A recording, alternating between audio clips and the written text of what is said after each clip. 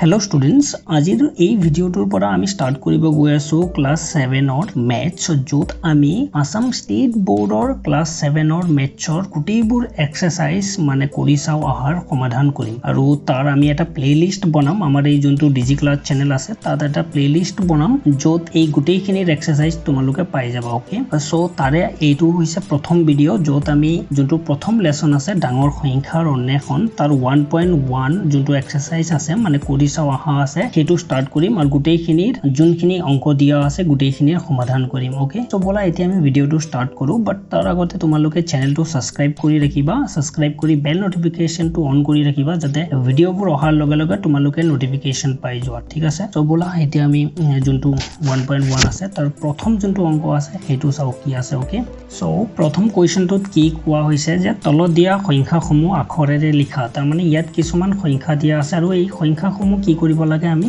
আখৰেৰে লিখিব লাগে ইয়াত সেম এটো অসমীয়াত লিখা আছে মই ইংলিশত মানে তোমালোকৰ কিতাপত ইংলিশত আছিল সো যেতিয়া মই কোৱেশ্চন বনাই আছিলো তেতিয়া এটো অসমীয়াত হৈ গল সেই কাৰণে ইয়াত মই ইংলিশতো লিখি দিছো সো এইখিনি কি কৰিব লাগে এই সংখ্যাটো আমি কি কৰিব লাগে যে আখৰেৰে লিখিব লাগে তাৰ মানে এটো কিমান হ'ব চোৱা প্ৰথম যোনটো থাকে হেতু হৈছে খ তাৰ মানে এটো 700 হৈ গল এটো তাৰ পিছৰটো কি হ'ব 1000 তাৰ মানে 43000 আৰু 1000ৰ পিছত কি থাকে লাখ তাৰ মানে 12,43,700 সো বেসিক্যালি হেতুৱে আমি ইয়াত কি কৰিব লাগে লিখিব লাগে সো কিছুমানে হয়তো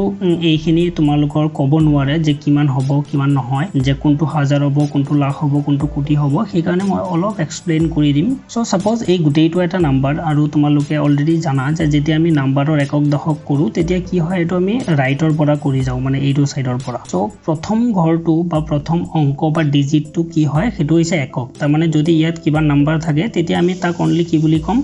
যোন নাম্বাৰটো আছে যাতে জেনেকে 2 আছে তো আমি ইয়াক কি বুলি কম 2 বুলি কম যদি তাৰ পিছত কিবা লিখা থাকে তাৰ মানে দ্বিতীয় অংক এটা থাকে তেতিয়া এটো কি হৈ গল এতিয়া আমি তাক একেলগে কম তাৰ মানে 32 হৈ গল ঠিক আছে এটো দশকৰ ঘৰ তাৰ পিছত শতকৰ ঘৰ তাৰ মানে ইয়াক আমি খ বুলি কম যদি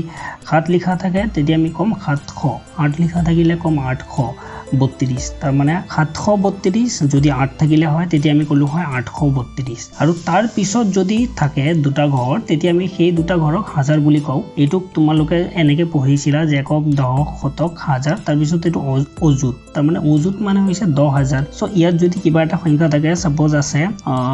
60 আছে তাৰ মানে 60 সো এটো কিমান হৈ গল 60000 তিনিটা অংকৰ পিছত দুটা অংক আছে তাৰ মানে এটোক আমি অসমীয়াত কম 60000 সো তোমালোকে বুজি পাইছা তাৰ মানে একক দশক শতক হাজাৰ অযুত ইয়াক তো আমি 6 অযুত বুলি নৰমালি নকও হয় না সো সেই কাৰণে আমি ইয়াক দুইটাক একেলগে কম তাৰ মানে 60000 তাৰ পিছত 732 ওকে বুজি পাইছা তাৰ পিছত এই হাজাৰৰ পিছৰ ঘৰটোক আমি দুটা ঘৰক কি বুলি কও লাখ বুলি কম তাৰ মানে এনেকেও কিছু মানে যে কোৱা হয় যে একক দশক শতক হাজাৰ অযুত লাখ নিযুত মানে হৈছে 10 লাখ এই ঘৰটো মানে হৈছে 10 লাখ তাৰ মানে যদি ইয়াত 72 লিখা থাকে তেতিয়া আমি তাক কি বুলি কম 72 বুলি কম যে 72 লাখ আৰু ইয়াত যদি 7টো না থাকে তেতিয়া কি হ'ব অনলি 2 লাখ সো ইয়াত 7 থাকিলে কি হৈ গল 72 লাখ তাৰ পিছত 60732 সো প্ৰথম তিনিটা ঘৰ হৈ গল শতকৰ যত একক দশক শতক থাকে তাৰ পিছত দুটা ঘৰ হৈ গল হাজাৰৰ তাৰ পিছত দুটা ঘৰ হৈ গল লাখ আৰু ঠিক তেনেদৰে তাৰ পিছৰ ঘৰখিনিক আমি কি বুলি কম কোটি বুলি কম তাৰ মানে যদি ইয়াত 3 লিখা থাকে তাৰ মানে এটো কি হৈ গল 3 কোটি তাৰ পিছত 72,60,732 ঠিক তেনেদৰে ইয়াত যদি সাপোজ আছে 1 লিখা আছে তাৰ মানে এটো কিমান কোটি হৈ গল এতিয়া 13 কোটি বুজি পাইছা 13 কোটি 72,60,732 সো এনেদৰে ইয়াৰ পিছতো কিছুমান থাকে সেইখিনি তোমালোকে পিছত পাবা এতিয়া আমি নরমালি কোটি লুকে শিকিলে হ'ব আই হোপ তোমালোকে এতিয়া বুজি পাইছা যে এতিয়া তোমালোকে সংখ্যা এটা ডাঙৰ সংখ্যা যদি লিখা থাকে তেতিয়া তোমালোকে এট লিস্ট তাক এতিয়া যদি আগতে প্ৰনাউন্স কৰিব নোৱাৰিছিলা এতিয়া পাৰিবা সো বেসিক্যালি তোমালোকে এইখিনি মনত ৰাখিলে হল এ নম্বৰত যোনটো কোৱেশ্চন দিয়া আছিল ইয়াত চোৱা যোনটো এ নম্বৰত কোৱেশ্চন আছিল হেতু লিখো সো প্ৰথমটো হল যে ইয়াত আছিল তিনিটা অংক যে একক দশক শতক তাৰ মানে এটো হৈছে 700 তাৰ মানে আমি শেষত লিখিব লাগিব 700 বুলি ঠিক আছে তাৰ পিছত এই দুটা হৈ গল 43000 সো ইয়াত আমি লিখিম যে 43700 তাৰ পিছত ইয়াত দুটা আছে সো হাজাৰৰ পিছত কি আছিল লাখ তাৰ মানে 12,43,700 সো বেসিক্যালি হেতুৱে মই ইয়াত লিখিম এতিয়া মই জুম এই বানানখিনি লিখিছো যে 12,43,000 তাৰ মানে 1243 এইখিনি বানান যদি তোমালোকে নোৱাৰা তেতিয়া কি হ'ব প্ৰবলেম হ'ব সো সেই কাৰণে তোমালোকে কি কৰিব লাগিব 1 পৰা 100 লৈকে অসমীয়া বানানখিনি কি কৰিব লাগিব শিকিব লাগিব প্ৰথমে যাতে যি কিনো নাম্বাৰ যদি কোৱেশ্চনত দি দিয়ে যে এক্সামত যদি ইয়াৰ বাহিৰেও বেলেগ নাম্বাৰ দি দিয়ে ইয়াৰ 12 ৰ জায়গাত যদি 45 দি দিয়ে তেতিয়া যাতে তোমালোকে লিখিব পাৰা সো সেই কাৰণে তোমালোকে কি কৰিব পাৰা যোনটো নেউতা আছে নেউতাৰ পৰা গোটেইখিনি বানান মানে 1 পৰা 100 লৈকে বানানটো শিকি ল'ব পাৰা তেতিয়া তোমালোকৰ যি কিনো নাম্বাৰ দিয়ক তোমালোকে এটলিষ্ট লিখিব পাৰিবা ধুনিয়াকে যাতে স্পেলিংটো ভুল নহয় সো ইয়াত মই লিখি দিছো 1 পৰা কিমান লৈকে লিখিছো 100 লৈকে লিখিছো এই গোটেইখিনি তোমালোকে এটা স্ক্ৰিনশ্বট লৈ ল'ব পাৰা দেন এইখিনি বহিত লিখি পেলাই চাই তোমালোকে যদি শিকা নাই দেন শিকিব লাগিব ওকে নাও এতিয়া আমি কি কৰিম বি নম্বৰটো কৰিম সো বি নম্বৰত সেম তোমালোকে নিজেও কৰিব পাৰিবা বাট মই এটো কৰি দি আছো যে ইয়াত আছে কিমান যে 550 এই তিনিটা সোৱা অনলি 550 এই দুটা হৈছে 50 তাৰ পিছত ইয়াত 5 আছে তাৰ মানে 550 আৰু তাৰ পিছৰ দুটা অংক হৈছে কি হ'ব এটো 1000 সো এইটো হৈ গল 1000 তাৰ মানে 12550 দেন 1000 ৰ পিছত কি আছিল লাখ তাৰ মানে এটো কিমান হৈ গল যে 95 লাখ 12550 সো বেসিক্যালি মই হেতু ইয়াত এতিয়া লিখি আছো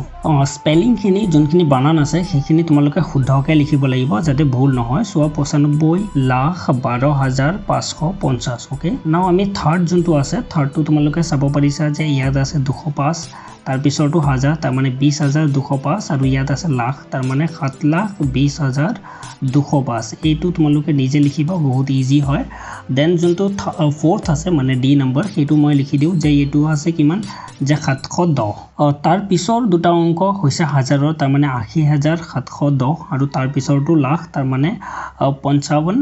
লাখ কিমান হ'ব 80,710 সো বেসিক্যালি মই হেতু ইয়াত প্ৰথমে লিখি লও সো স্পেলিংটো এবাৰ ভালদৰে চাই লোৱা লিখিছো 55,80,710 ওকে সো স্পেলিং খিনি যাতে ভুল নহয় ভালদৰে লিখিবা দেন এতিয়া আমি কি কৰিম